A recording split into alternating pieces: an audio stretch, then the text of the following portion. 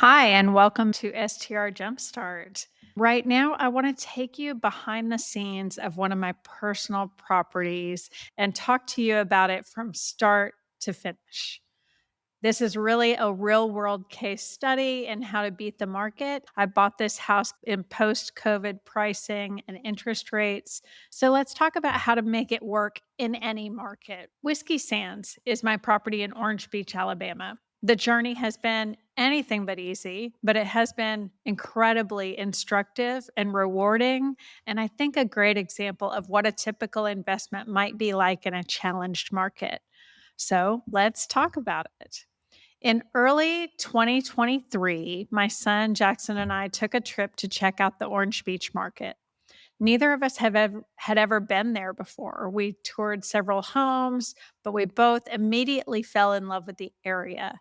And when we walked into this particular home, even though it was only about halfway built, we knew it was the one. But let's back up. Why Orange Beach? Why would I pick that market when so many were saying it was saturated? Well, I'm from Houston, near the Gulf Coast in Texas. I wanted a beach property as I already had mountain covered. I had spent many vacations in childhood and in college in Destin, Florida, which is in the panhandle of Florida, and it was absolutely beautiful. As I'm sure many of you know, those white beaches and blue water are just incredible. I had so many great memories there. So I started looking in Destin, and for about 6 months, I was getting regular listings from a realtor in Destin, but nothing really hit. Destin's pricing meant that I'd end up with a smaller property than I really wanted, and I just wasn't feeling it. I was worried that it might not do great in the market down there because there wasn't anything particularly special about what I could afford. Ending up with a two-bedroom condo in a sea of two-bedroom condos seemed like a disastrous idea. I started to consider other beach markets in the area that were less expensive. I went both directions, up and down the beach from Destin, but on the western side, I noticed that when I got to Alabama, something magical happened. Insurance prices were 30% less. That got me thinking, hey, let's look at Alabama. Orange Beach looks pretty. Let's go take a trip. This was over my son's college break at Christmas, and he generously agreed to spend a couple days helping me go look at properties, knowing he'd benefit somehow with a cool beach vacation. I love a beach in the winter. I think it's pretty fantastic. We only planned 2 nights in Orange Beach, and again, I had never been there. On the first night, we got there early enough to walk the beach, and I'll tell you, it's beautiful. We got to drive through the Gulf State Park. We had a really nice fresh seafood dinner. I was already just loving the place. So I spent the rest of the evening online figuring out what would be the financial differentiators if we did decide to go with Gulf Shores or Orange Beach. For one, the Gulf State Park. You can see on this map on the screen right now this very large green area, and then a preview to where our house actually ends up in relation to that very large park. It takes up a good bit of the area. It's huge. More land, less traffic than some of the very nearby beach towns in Florida because of this Gulf State Park.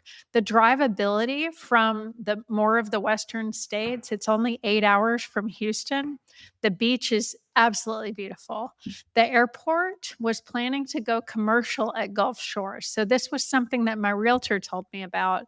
Right between Gulf Shores and Orange Beach, there's an airport there, and it was to go commercial. That would be a big deal. The stores, the restaurants, the local attractions all seemed really well planned out and high end in the Orange Beach area, actually. So the next day, we had a few homes to tour with a realtor, and I think we saw 6 in total. The one that we liked best was, shocker, also the most expensive, but it had a few key features that really made it stand out. You'll see the floor plan here and a picture of the house from above and a picture of the backyard. It has 4 separate ensuite bedrooms. None of them share walls. That looks like guests having privacy. They all have their own bathroom. I think that makes a place pretty special when you've got 4 bedrooms. one of the largest lots in the neighborhood. There is that large backyard where you're able to see this beautiful sunset through the pine trees. There's an upstairs back balcony, which only one floor plan had in the neighborhood. There's great outdoor spaces because it's got two decks in the back, two areas to sit in the front. There's just a plethora of outdoor spaces. It backs up to the marshes right next to the Gulf State Park that you saw on the slide before, and that's an amenity you just can't replicate. The lot is on the right side of the neighborhood because it's got wetlands all behind it, and that can never go commercial. The other side of the neighborhood is not zoned the same. It actually is zoned commercially. So the other side of the neighborhood had this future potential to have a large commercial store or something back there. You only know that kind of information when you really do your research, check the zoning, look at your map against the zoning map, and figure out exactly where you're looking at a property to buy. The neighborhood itself is just beautiful. The houses are all different. They all have some personality. It reminds me of those super expensive neighborhoods in Florida. And so I was like, this is really great. There are lakes all through the neighborhood. It's in a brand new development with 115 homes, all destined to become short term rentals. You can get an overview of the neighborhood here as we look at it. It is in the picture on the right, the very developed little middle part that backs up to the state park. And in the picture on the left, you can see the overview of the neighborhood looking out toward the beach. So, brand new development. There are 115 homes there. They're all going to be short term rentals. Most of them are already. I knew if I bought here, it was only the seventh house being built at the time, that I'd have a lot of competition down the line. But I also knew that the home had staying power. It was a long term winner. I could tell it had the best floor plan in the neighborhood, it had the best location in the neighborhood. If it didn't work as a short term rental, I knew I would be able to sell it and it would sell better than most of the others in the neighborhood. My goal was simple: make it pay for itself, cash flow a little, and hold long term upside. Spoiler, I did that even as the market got softer and the neighborhood filled in with STRs all around me. And today I'm going to show you exactly how with very transparent numbers. It closed in April of 2023, right as the occupancy and the RevPAR was starting to take a big hit in Orange Beach. And I'll show you all of those numbers.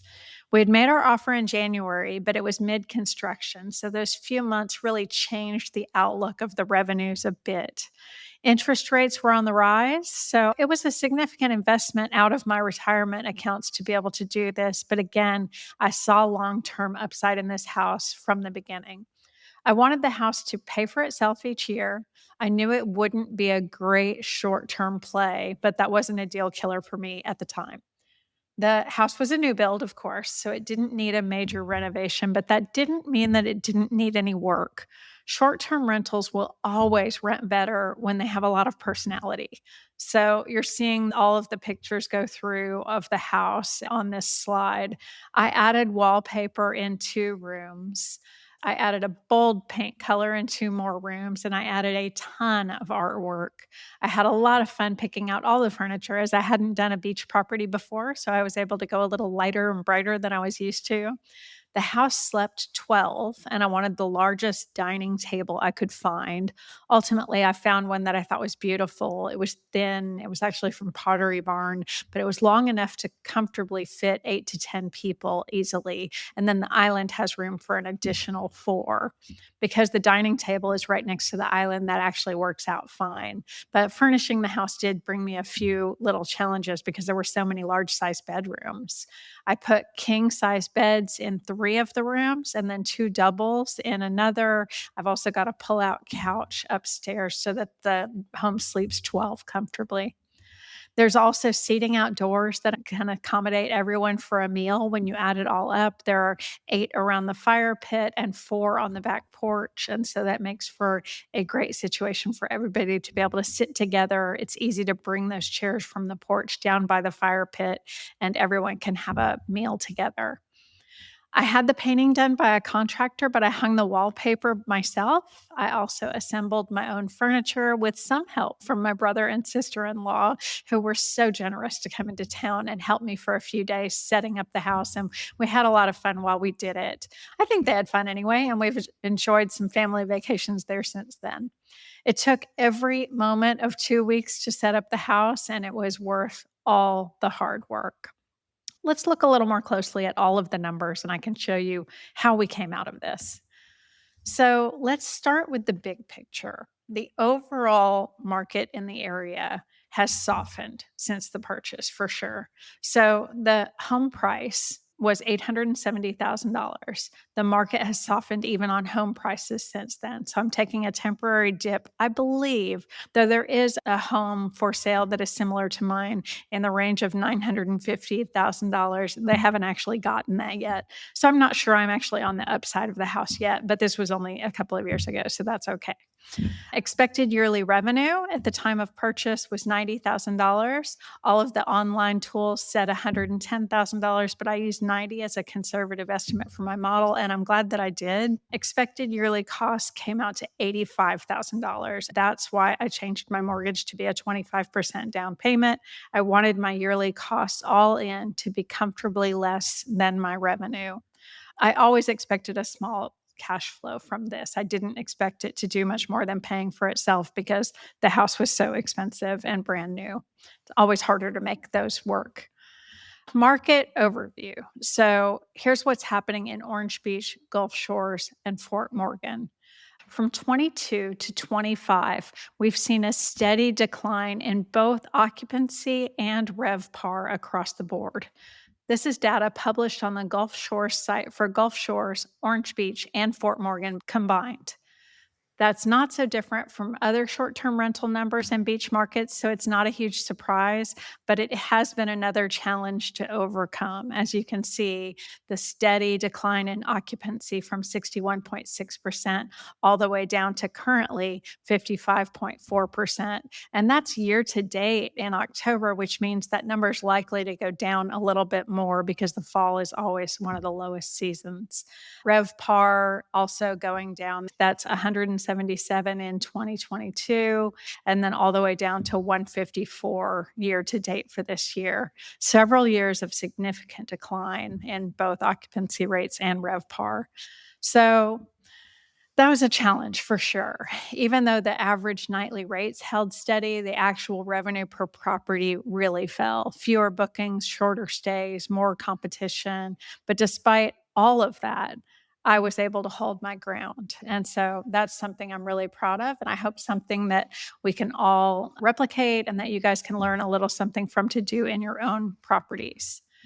I knew that there would definitely be a few other challenges that I'd faced in my first few years of business, though. I purchased in April 2023. I was only the seventh home completed in the neighborhood, and that meant there was going to be construction noise every single day. There would be heavy trucks. There would be no curb appeal for a while. It would be a dusty environment for guests and no sense of community. It stayed that way for over a year, well into 24. And then the rest of the homes got finished. So now, instead of construction, I had competition, around 80 short term rentals in the same neighborhood, all right around me. So let's recap. I launched during an active construction and then had to immediately pivot to differentiate myself in a crowded, commoditized neighborhood. That's going to be a real challenge for many of you, especially if you're investing in a new build area or a highly competitive market. It won't be much different. So let's look at my numbers and how I was able to get through this.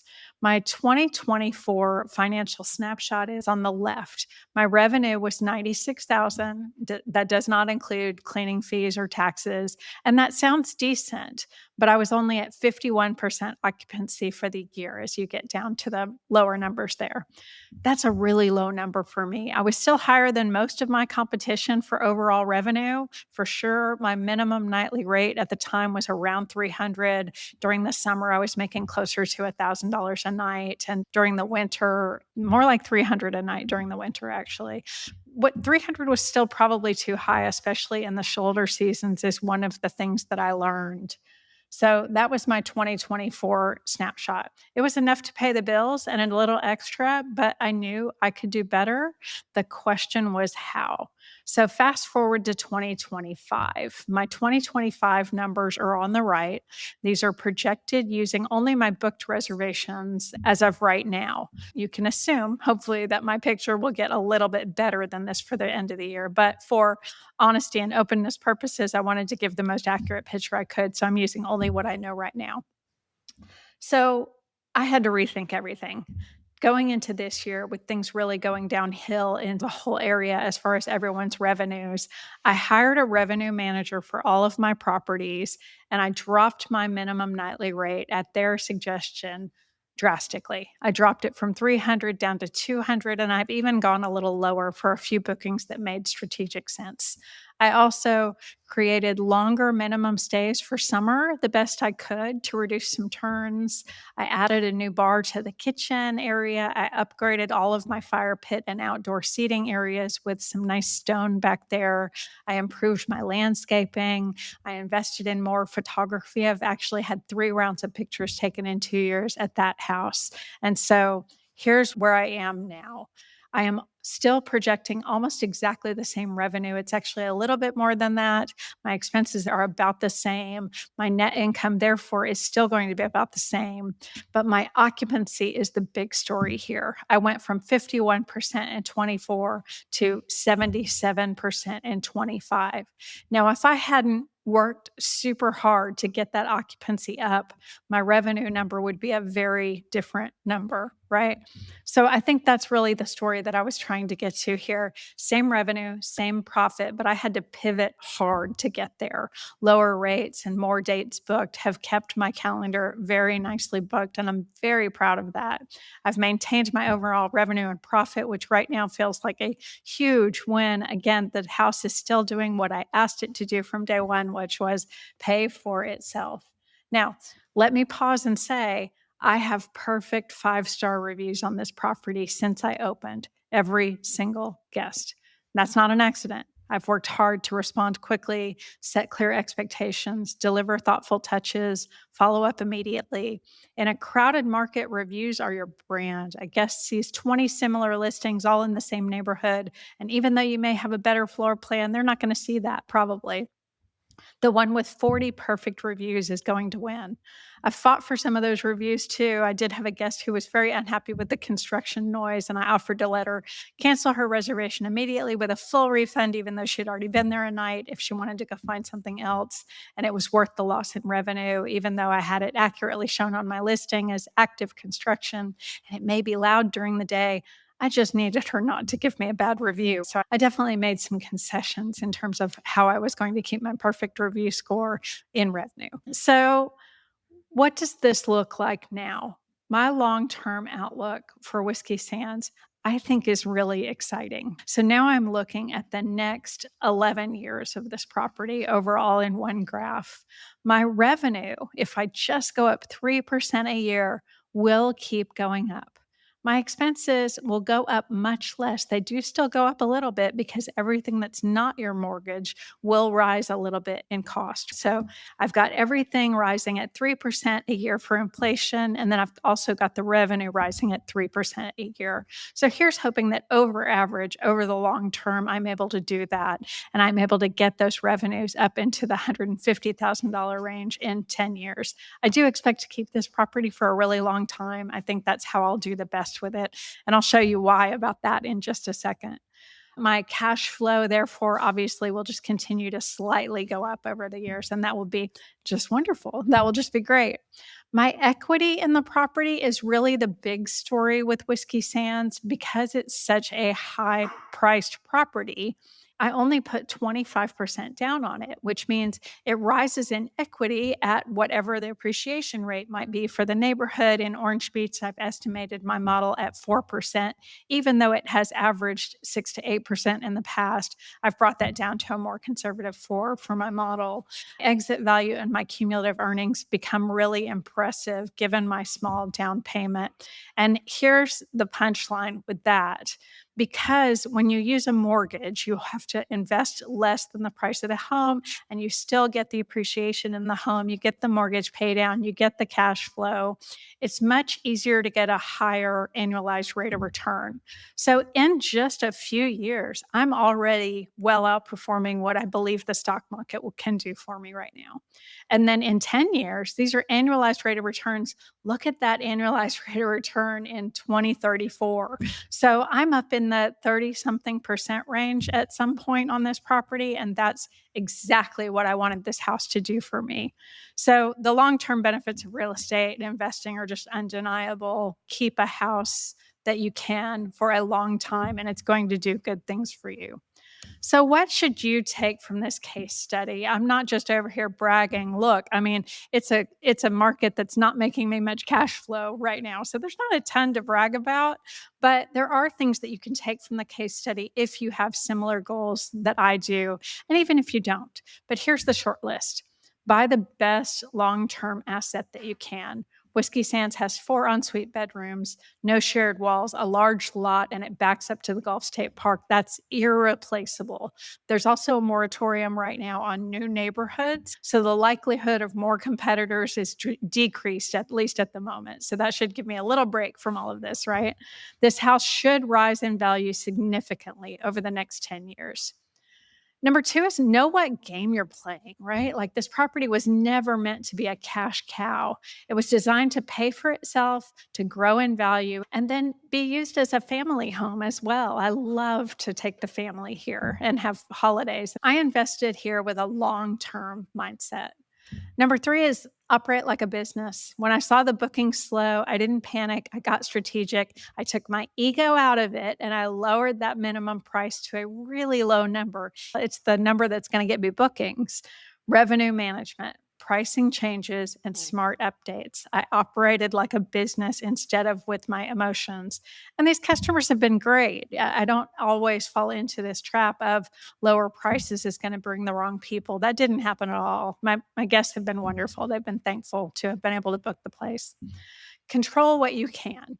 I couldn't stop construction on the 100 plus other STRs, but I could beat them on reviews, photos, and guest experience. I did beat them on timing. I got in really early. Track your numbers is number 5. Use the STR profit planner and understand your occupancy, your ADR, your cash flow, your long term return. All of that matters when you're in a situation that's kind of as tight as this one always was for me. If you're having to change your mortgage to make the property cash flow, it's probably a pretty tight one that you should watch closely and make sure that you're doing all the right things to keep your revenues high. And then number 6, again, let go of ego pricing. A $0 night does not beat a $179 night. I had to let go of that pride, let go of my earlier thoughts about it, and start to price it smart. So I just am really excited about what this property has been able to do for me, even in its challenged state. My son Jackson and I still visit Orange Beach every single year. It's also one of my extended family's favorite places to come. We love this home. It's become part of our family story, but it also performs well. Well, it performs well enough for me anyway. It hits the specific goal that I had for the property. My goals will shift within a few years on the property. I will expect it to start performing better. But for now, it's doing exactly what I want it to do. It's paying for itself. It's giving people some amazing memories. It's beautiful. And I love being there. All of that is just the ultimate combination for me. So, if you're on the fence about your first property, I hope this case study shows you how to think long term, how to pivot in a downturn, and how to build something that really works for you, even when the market doesn't. You don't need perfect timing. You need the right strategy, and you need to be willing to shift that strategy when the world shifts around you because it will.